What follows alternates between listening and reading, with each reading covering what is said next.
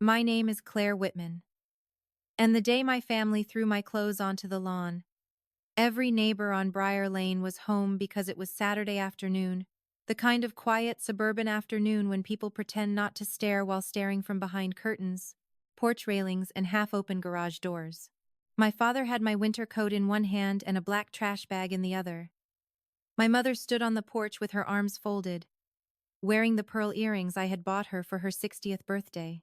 My younger brother, Daniel, was laughing too loudly beside his wife, Melissa, as if the whole thing were a scene they had rehearsed and were finally getting to perform. Then my father threw the coat onto the wet grass. It landed beside my work blouses, my daughter's framed kindergarten drawing, two pairs of shoes, a box of tax files, and the small blue suitcase I had carried when I first moved back into that house to help him recover from surgery. "Pick up your mess and leave," he said, loud enough for Mrs. Dillard across the street to hear. "You have embarrassed this family long enough." I did not move.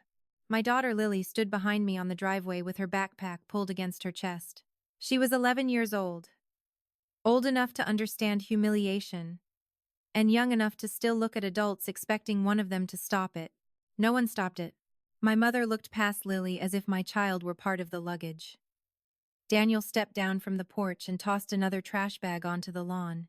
It split when it hit the ground, spilling socks, folders, a cardigan, and the old recipe book my grandmother had written in by hand before arthritis took her grip. Melissa covered her mouth, not from shock, but from the thrill of watching me being made small. "You heard Dad," Daniel said. "This house needs peace. You and your drama can go somewhere else." I looked at him, then at my parents, then at the living room window where three of my cousins stood inside, pretending they were not enjoying it. My Aunt Paula had her phone angled low, recording. My Uncle Ray kept shaking his head in that theatrical way people use when they have chosen a side before hearing a word. The unfairness of it was so clear it almost felt staged.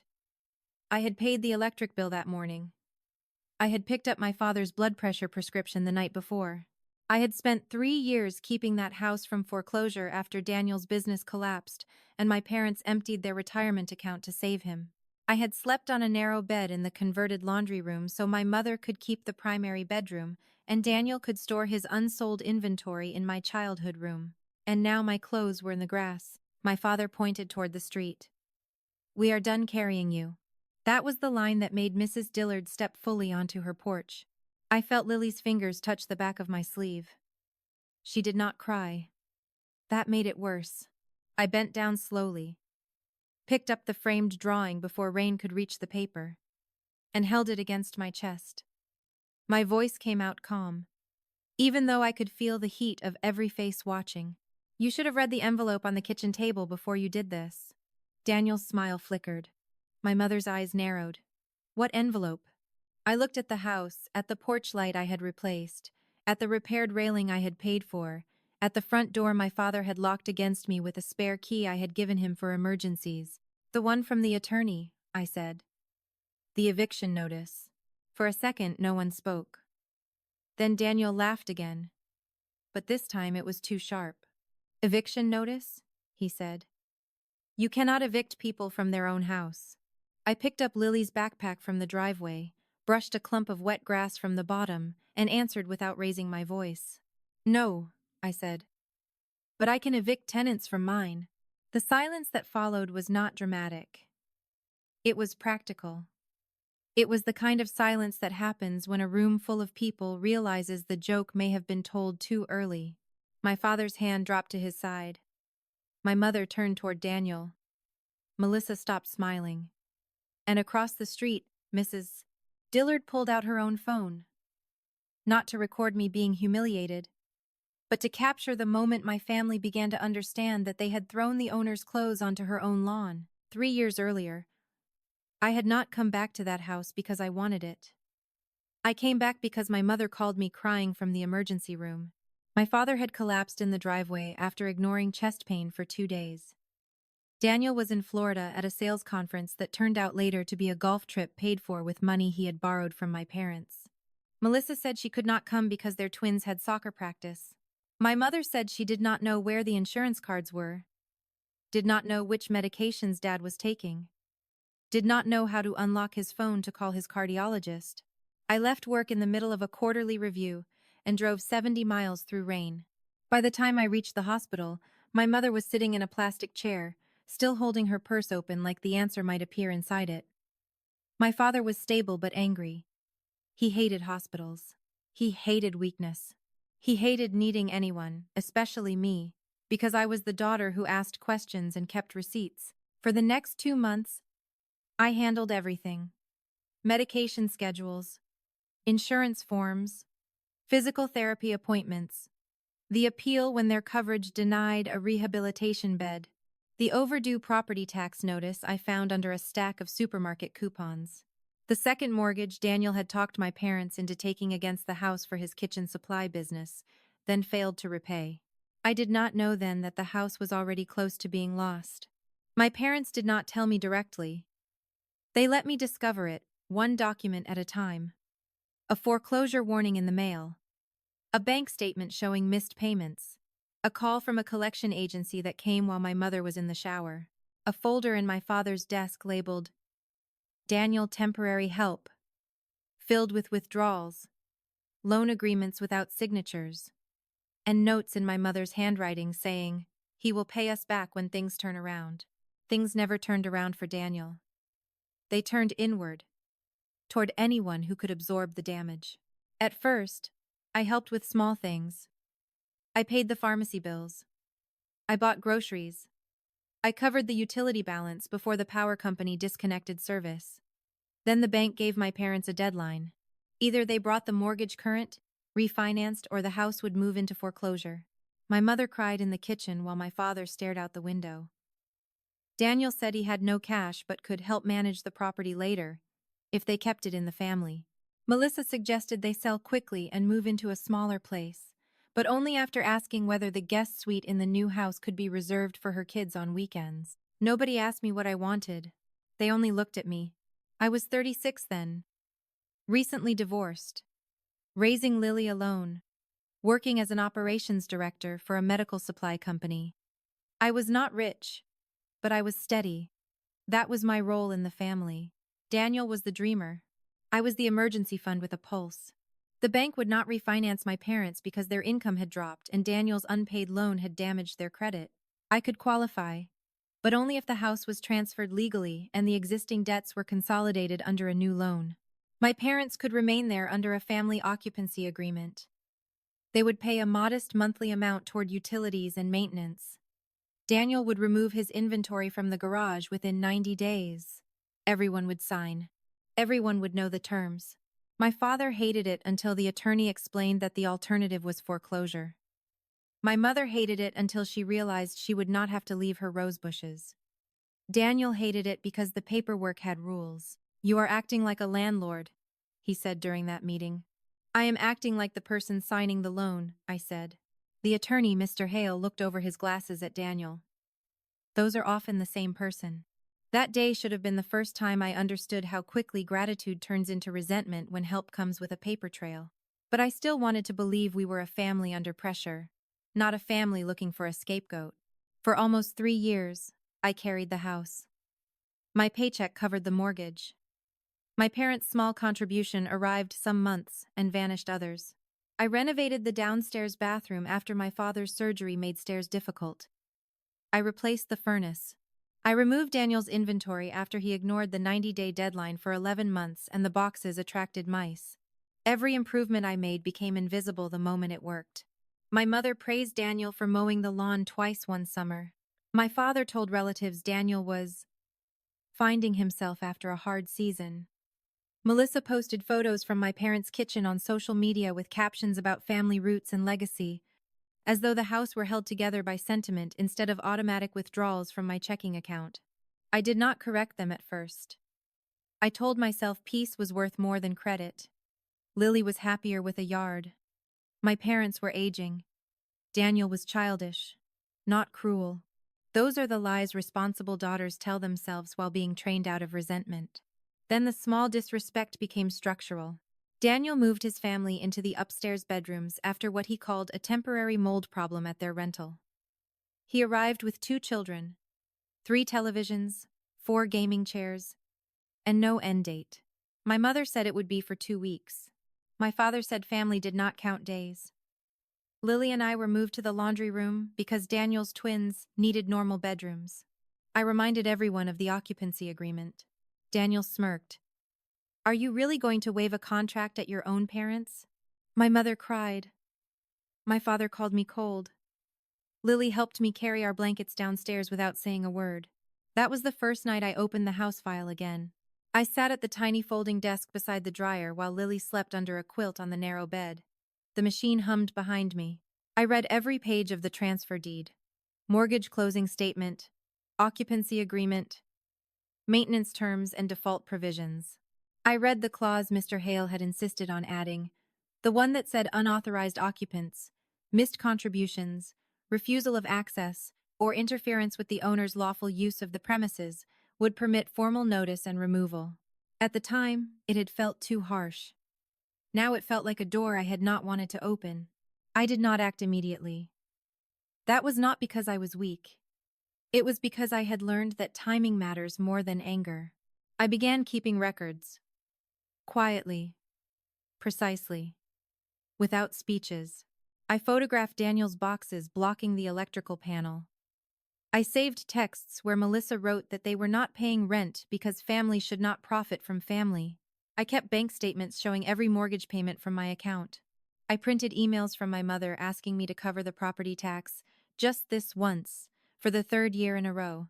I saved the voicemail where my father said, "As long as I am alive, this is my house, and I will decide who lives here." Most important, I documented the moment they crossed from rude to unlawful. It happened in February, 2 months before the lawn. I came home from work and found a contractor measuring the kitchen. He said he was there to quote an expansion. Daniel had told him the house would be converted into a shared family residence, with the laundry room turned into a bedroom for me and Lily permanently. My mother stood beside him, nodding as if I were not the person who paid for the walls. I asked who authorized the visit. Daniel appeared with a coffee mug and said, "We took a vote." I laughed once, not because it was funny, but because my brain needed somewhere to put the absurdity. "A vote," I said. "You have been difficult," my mother said. "Everyone feels it. Everyone." That word had become their favorite weapon. Everyone thinks you are selfish. Everyone sees how tense you make the house. Everyone knows Daniel's children need stability. Everyone believes you should be grateful you have somewhere to stay. Somewhere to stay. In my own house. I asked the contractor to leave. He looked uncomfortable, gathered his tape measure, and did. Daniel slammed the door behind him and called me controlling. Melissa posted that night about toxic people who use money to dominate families. My Aunt Paula commented with 3 broken heart emojis. My mother liked the post. The next morning, I called Mr. Hale. He did not sound surprised. Good attorneys rarely do. They listen to the story beneath the story. Have they changed locks, denied access, threatened removal, or represented themselves as owners? He asked. Not yet, I said. Then give them written notice of breach first. Keep it clean. Do not argue. Do not warn them emotionally. Serve the paper, document the response, and continue paying the mortgage. The structure will matter if this escalates. So I served a breach notice. My parents found it on the kitchen table beside the fruit bowl. Daniel tore it in half before reading page 2. Melissa filmed herself dropping the pieces into the trash and sent the video to me with the caption, "We are not your tenants." I forwarded it to Mr. Hale. He replied with one sentence, "That helps." After that, the smear campaign began in earnest. My mother called relatives and said I was trying to evict my recovering father. My father told neighbors I had become unstable since the divorce. Daniel said I was jealous because he had a real family and I only had Lily. Melissa said I was using legal threats to punish children. Aunt Paula said I had always been transactional, which was funny because she still owed me $800 from the year she promised to repay me after her roof repair. By March, the family narrative had hardened into something simple enough for outsiders to repeat. Claire was cold, greedy, and trying to steal her parents' home. I did not defend myself on social media. I did not call relatives one by one. I did not drag Lily into adult explanations. I kept working. I kept paying. I kept documenting. But inside that house, the pressure changed shape. My mother stopped saving dinner for Lily. Daniel's twins were allowed to leave toys across the laundry room floor. Melissa moved my labeled food from the refrigerator to a plastic bin in the garage because, she said, the main shelves were for household members. My father stopped speaking to me, except to complain that my car was too close to the driveway entrance. Then one evening, I came home and my key did not turn. For a second, I thought I had the wrong key. Stress does that. It makes you doubt metal in your own hand. I tried again. Nothing. Daniel opened the door with the chain still latched. "We changed the locks," he said. My mother stood behind him, pale but determined. My father sat in his recliner, watching television without turning his head. Melissa leaned against the staircase, holding one of her twins on her hip like a witness she had selected for sympathy. "My daughter is inside?" I asked. "No," Daniel said. "Lily is at your friend Nora's. Mom called her after school and said you would pick her up there." My chest went cold. "You sent my child away from her home without telling me?" "Our home," my father said from the recliner. Daniel smiled through the gap. "You need space to think. Dad says you can come back when you apologize and withdraw the legal nonsense." I could have shouted. I could have pushed the door. I could have called the police from the porch and turned the night into flashing lights and neighbor gossip. Instead, I stepped back and took a photo of the lock. Then I recorded a short video of myself trying the key, stating the date, time, address, and fact that I had been denied access. Daniel watched me through the gap. "You are ridiculous," he said. "No," I said. "I am accurate." I slept at Nora's house that night beside Lily on a pull-out couch. Lily asked me if Grandpa hated us. I told her adults sometimes confuse dependence with ownership. She did not understand all of it, but she understood enough to stop asking. The next morning, Mr. Hale filed the formal notice. The eviction process did not move like television. There was no instant victory. There were forms, service dates, waiting periods, certified mail receipts, affidavits, and a hearing scheduled weeks away. The notice was legally clean and emotionally devastating. It named my parents as occupants under the family agreement. It named Daniel and Melissa as unauthorized occupants.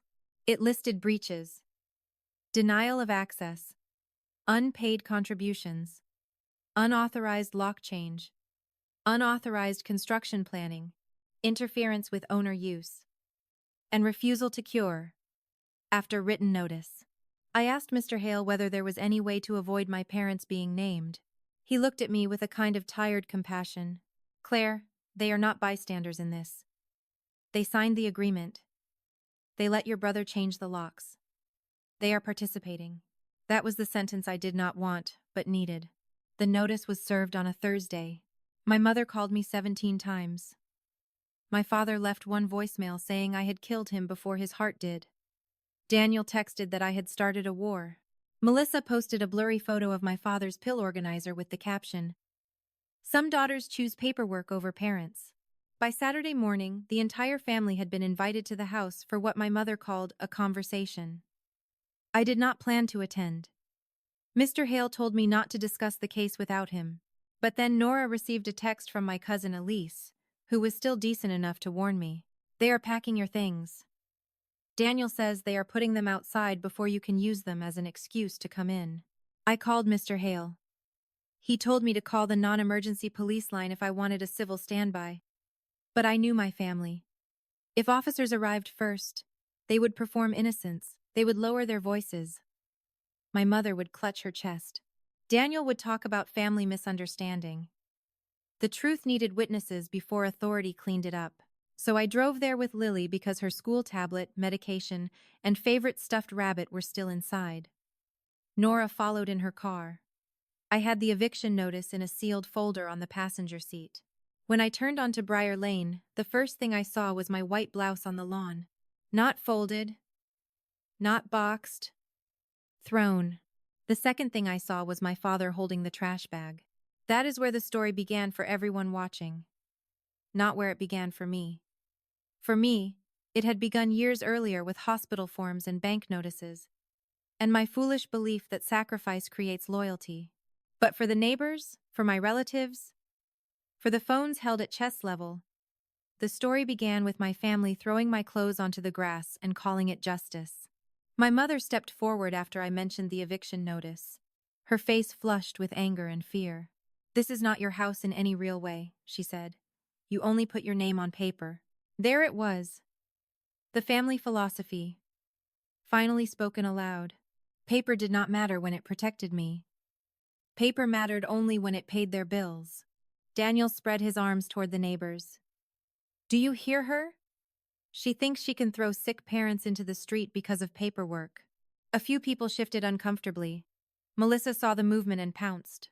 "She has been threatening us for months," she said. "She wants control. She wants everyone scared of her." Lily stood very still beside Nora. I looked at my daughter, then at the clothes on the lawn, and decided I would not let them make her remember me as a woman who begged to be believed. I opened the folder. The paper inside was not dramatic. It did not sparkle. It had no soundtrack. It was 3 stapled pages, a court filing receipt, and proof of service. But when I held it up, Daniel's face changed in a way no speech could have achieved. "This notice was served 2 days ago," I said. "It gives all occupants the required legal timeline to vacate or appear. It lists the lock change, the unauthorized occupants, the refusal to pay agreed contributions, and the denial of owner access." My father barked, "Owner." "Yes," I said. I pulled out the recorded deed copy next. It was stamped by the county registry. My name appeared where my family had trained themselves not to see it. "This deed was recorded 3 years ago. The mortgage is in my name. The property taxes are paid from my account. The insurance is paid from my account. The furnace, bathroom repairs, and electrical work were paid from my account. The agreement allowing Mom and Dad to remain here was conditional. Daniel and Melissa were never authorized residents." Melissa's voice rose. "You cannot just humiliate your parents like this." I looked at the lawn. "My clothes are in the grass." That was the first time someone laughed. Not at me. It was a short, involuntary sound from Mrs. Dillard across the street. She covered it quickly, but the damage was done. The spell had cracked. Aunt Paula lowered her phone. My mother stepped off the porch and tried to snatch the deed from my hand. I moved it behind my back without stepping away. "Enough!" she hissed. "You are making us look terrible." "No," I said. "I am making it clear." Daniel came down the steps then, his voice low. "Put the papers away, Claire." For years that tone had worked on people. It was the voice of a man used to having women clean up the consequences after he made a mess. But his confidence depended on everyone believing I would protect the family image more than my own dignity. I looked past him at the open front door. "I need Lily's medication, her school tablet, and the gray lockbox from my desk." "You are not entering," Daniel said. Nora moved beside Lily. Mrs. Dillard crossed the street with her phone still in her hand. Mr. Alvarez from 2 houses down walked to the edge of his driveway. My cousin Elise came out of the house looking pale, as if she had finally realized a family meeting could become evidence. Daniel saw the witnesses gathering and changed tactics. "Fine," he said. "We will bring the kids' stuff out. But the lockbox stays. Dad says anything in this house belongs to the family until court decides." I almost thanked him. Not out loud, of course. Instead, I pressed play on my phone.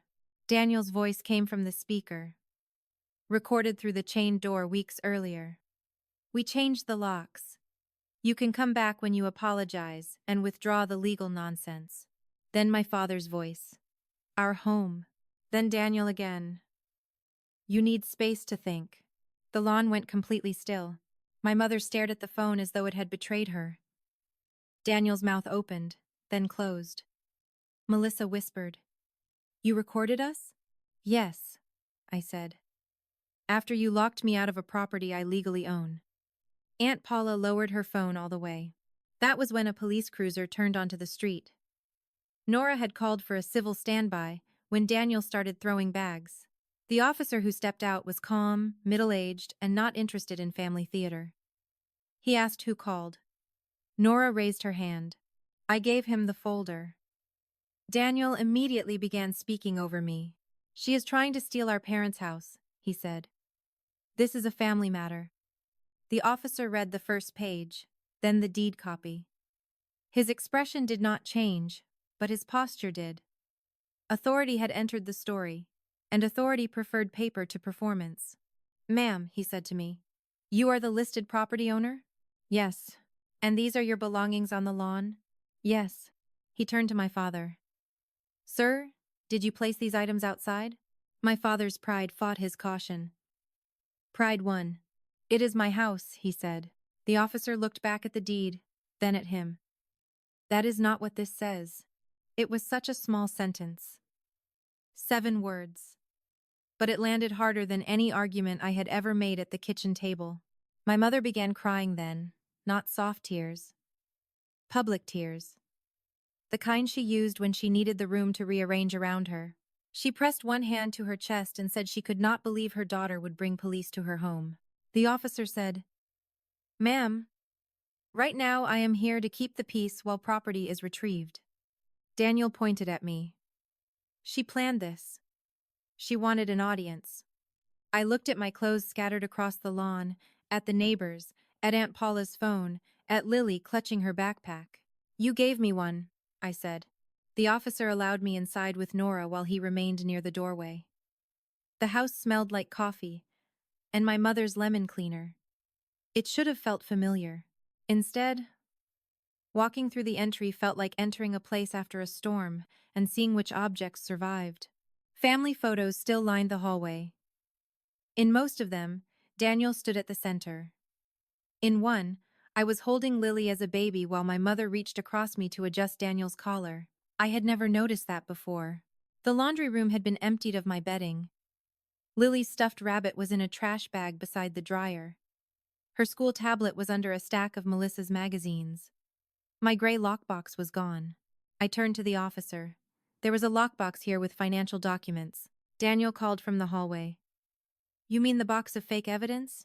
The officer looked at him. Where is it? Daniel folded his arms. Safe. Where? My father said nothing. My mother cried harder. Melissa stared at the floor. Elise, my cousin, whispered from the kitchen doorway. It is in the upstairs linen closet. Daniel put it there this morning. Daniel spun toward her. Shut up! The officer's face changed again. Not dramatically, but enough. We found the lockbox behind towels. It had been scratched around the latch where someone had tried to pry it open.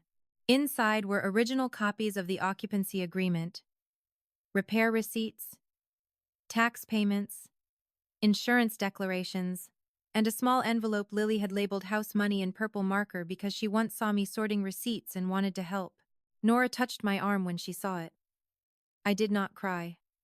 I had learned that tears make some people kind, and others hungry. Outside, the story had shifted completely. Neighbors who had watched my humiliation were now watching my family's explanation collapse. Aunt Paula was no longer recording. Melissa had taken the twins inside. My father sat heavily on the porch step. My mother stood beside him, looking older than she had an hour earlier, not because truth ages people, but because losing control does. The officer told my family they could not remove my belongings, deny me access without lawful process, or withhold my documents. He did not evict them that day.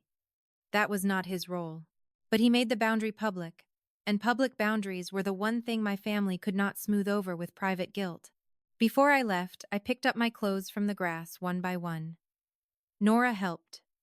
Mrs. Dillard helped too, without asking. Lily picked up the recipe book and held it against her chest like I had held her drawing. My mother watched us from the porch. You are really doing this, she said. I zipped the blue suitcase. No, I said. You already did it. I am just letting the paperwork catch up. The hearing was held 18 days later in a small courtroom with beige walls and fluorescent lights that made everyone look tired. My family arrived early, and sat together in the front row, as if numbers could replace standing. My mother wore the pearl earrings again. My father carried a cane he rarely used. Daniel wore a suit that pulled at the shoulders. Melissa had printed a folder of photographs showing her children doing homework at the kitchen table, as if cuteness could amend a deed. I sat with Mr. Hale. Lily was at school. I would not let that room become another memory she had to carry. Before the judge entered, Daniel leaned across the aisle. "You can still stop this," he said.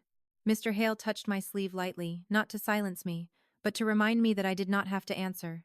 So I did not. My mother whispered loudly enough for the back row to hear.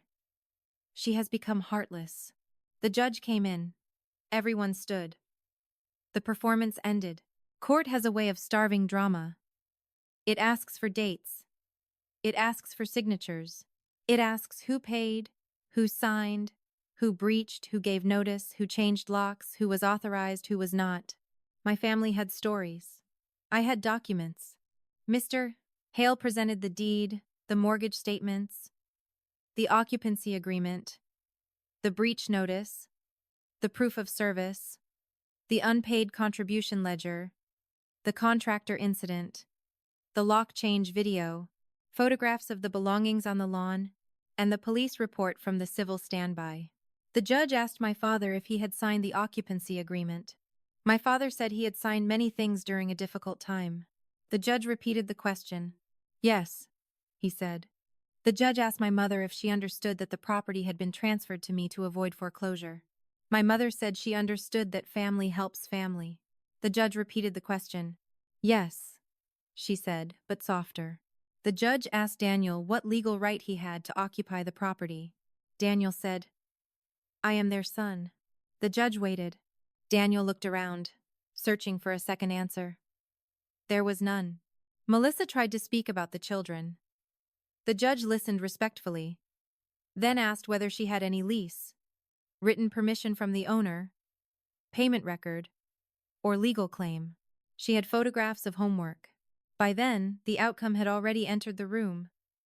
You could feel it in the way Daniel stopped leaning back, in the way my mother stopped dabbing her eyes, in the way my father stared at the table as if the wood grain might offer a loophole. The judge granted possession to me, with a short compliance period for my parents due to health considerations, and immediate removal of Daniel and Melissa as unauthorized occupants. The order prohibited disposal of my belongings or interference with access. It allowed a supervised move-out schedule. It stated plainly that the property owner had met the burden required. No one gasped. Real consequences are often quieter than people expect. Daniel stood too quickly. "So she gets to throw us out?" The judge looked at him. "Mr. Whitman, the record shows you were never granted the right to live there." That sentence did what years of explaining could not. It removed him from the center. After court, my mother followed me into the hallway. For one reckless second, I hoped she would apologize. Not for everything, just for the lawn. For Lily. For the way she had watched my daughter stand beside thrown clothes and said nothing. Instead, she said, "Where are we supposed to go?" I looked at her pearl earrings. I remembered buying them, wrapping them, watching her praise Daniel for choosing the restaurant that night even though I had paid the bill. "You have 30 days, I said. Mr. Hale sent a list of senior housing options and rental assistance contacts. I will not discuss it outside counsel. Her face hardened. "So you are abandoning us?" "No," I said. "I am no longer housing people who taught my daughter that love means standing still while your clothes are thrown in the rain." She flinched then. Not enough. But finally, Daniel's collapse happened faster than my parents'. Without the house, he had no free storage, no free childcare from my mother, no image of family stability to show creditors, and no place to hide from the business debts he had dressed up as bad luck. Melissa moved with the twins to her sister's apartment within a week. Daniel stayed in a motel and told everyone he was consulting attorneys. He was not. He was calling my parents, demanding they fix what they had helped him break. Aunt Paula deleted her posts about greedy daughters. Mrs. Dillard, who had never liked gossip but had an excellent memory, told 2 neighbors exactly what the officer had said about the deed. By the next Sunday, the church version had changed. People stopped asking why I had evicted my parents and started asking why Daniel had been living in a house his sister owned while calling her a burden. Social collapse is not always loud. Sometimes it is invitations that stop coming, calls that go unanswered, people who once liked every post, suddenly choosing silence. My father called me once during the move-out period. His voice was rough. "I did not think you would go through with it." That was the closest he came to honesty. "I know," I said. He waited, maybe expecting me to soften the sentence for him. I did not. The house was empty 41 days after the lawn.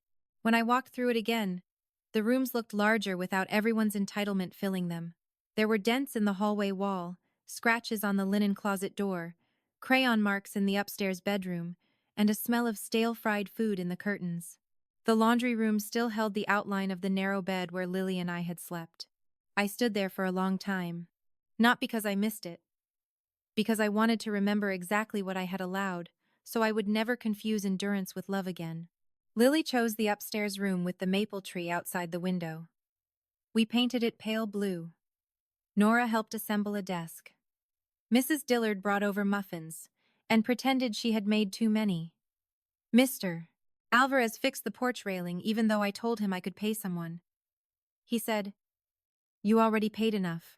I rented a storage unit for my parents' remaining items and paid the first month. Not because they deserved it, but because I wanted the ending clean. Mr. Hale handled every communication. Daniel sent one message saying I had destroyed the family. I saved it. Not because I needed more evidence, but because sometimes a person's final accusation is a confession in different clothes. Months later, I found the recipe book Lily had rescued from the lawn. The pages were warped from damp air, but my grandmother's handwriting was still there. On the inside cover, she had written a sentence I had not noticed before. "A home is not the people who demand the key. It is the people who protect the door." I framed that page and hung it near the entry. The lawn grew back by summer. Grass does that. It covers what happened without denying it. Sometimes I would stand at the window and see Lily reading under the maple tree. Her shoes kicked off, her shoulders loose in a way they had not been for years. My family had thrown my clothes outside to show everyone I had no place in that house. They were right about one thing. I had no place in the version of family they built. I was not the spare room, the emergency wallet, the silent daughter, the woman who would keep paying to be insulted. I was not the problem they could drag onto the lawn and leave for neighbors to judge. I was the name on the deed, the signature on the mortgage, the person who kept the lights on while they called me a burden. And when they finally forced me to choose between their image and my daughter's dignity, I chose the door. Now every evening I lock it myself. Not because I am afraid of being thrown out again, because I finally understand who is allowed in.